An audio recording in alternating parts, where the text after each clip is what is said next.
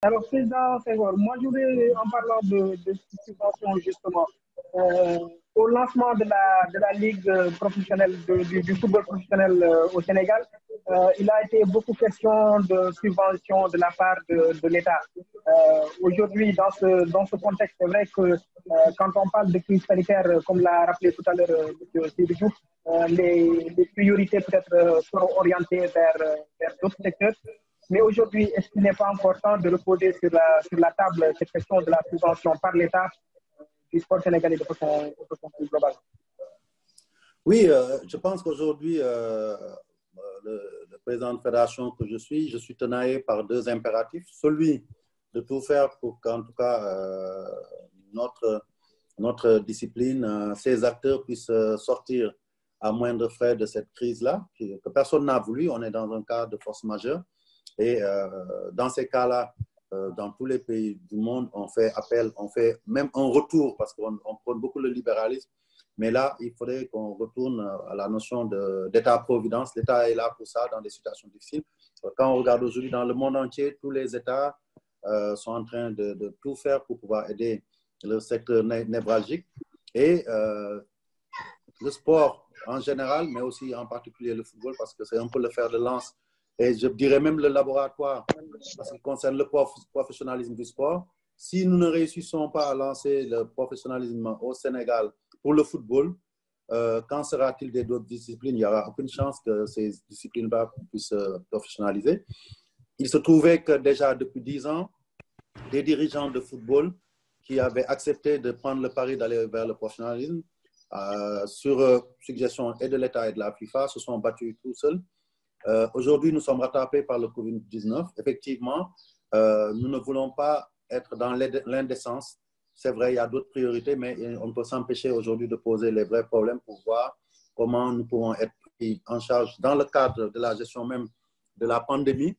Mais au-delà, que les autorités comprennent enfin que pour nous, le football professionnel et le football dans son ensemble sont un secteur d'activité économique important et qu'il faudrait, autant qu'on traite certains secteurs de l'économie nationale, autant on devrait pouvoir traiter le sport dans sa dimension professionnelle avec cet accompagnement, parce que l'État travaille sur un plan qui est le plan Sénégal émergent, avec différentes dimensions. Aujourd'hui, je pense que l'occasion est bonne pour poser sur la table le fait d'expérimenter avec le football, donc le lancement d'un volet au sport du plan Sénégal émergent, pourquoi pas mettre en place un dispositif sur 3 ans ou sur 5 ans où l'État accompagnerait par des subventions annuelles et les clubs, et la ligue professionnelle et la fédération.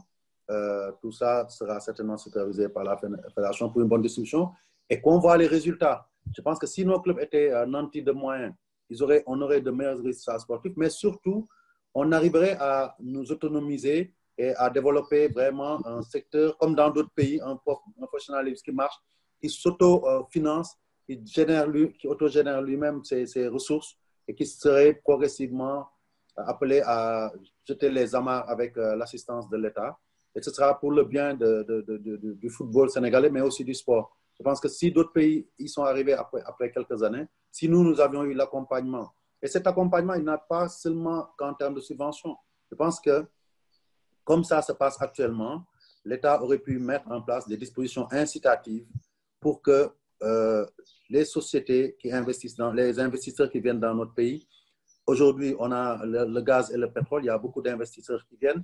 On a des activités qui sont très nocives pour les populations et sur lesquelles, dans certains pays, on s'est basé pour pouvoir taxer et verser au sport, puisque aujourd'hui, le sport contribue justement à minorer les conséquences de ces activités, de ces grandes firmes de tabac, d'alcool, etc. Je pense qu'en Côte d'Ivoire, aujourd'hui, la Fédération ivoirienne est plus riche parce que l'État a mis en place un dispositif de cette manière-là. Il y a des pistes qui permettent de satisfaire un peu votre question, c'est-à-dire il y a le premier volet qui est donc l'aspect lié aux conséquences directes du Covid-19, mais au-delà de cela, ça doit être une opportunité pour repenser la politique nationale, tourner vers le sport pour en faire un vecteur de développement. Et je donnais des exemples sur lesquels non seulement l'État peut, sur la base d'un plan programme et un contrat d'objectif avec une fédération pilote comme la fédération de football, mettre en place un financement sur 3 ans ou 5 ans où on verserait des subventions au football à travers ces départements professionnels essentiellement, mais aussi le football à la base, et à charge qu'elle puisse s'autonomiser sur une durée de 3 ou 4 ans pour générer à travers les droits télé et les droits commerciaux dérivés, qui puissent générer des fonds qui puissent autonomiser cette fédération. L'autre aspect aussi, j'ai parlé de la dimension incitative. Mettre en place une batterie de mesures pour pousser les annonceurs, les grandes sociétés, les investisseurs qui arrivent en grande quantité dans notre pays à investir dans le sport. Et pour ça, c'est des dispositions incitatives, aussi bien fiscales ou des avantages qu'on peut leur accorder, qui leur permettent après de pouvoir réinvestir dans le football, mais aussi taxer positivement certaines activités qu'on considère comme des activités de nuisance à la santé. Nous avons des sociétés qui gèrent du tabac, nous avons des sociétés qui importent de l'alcool.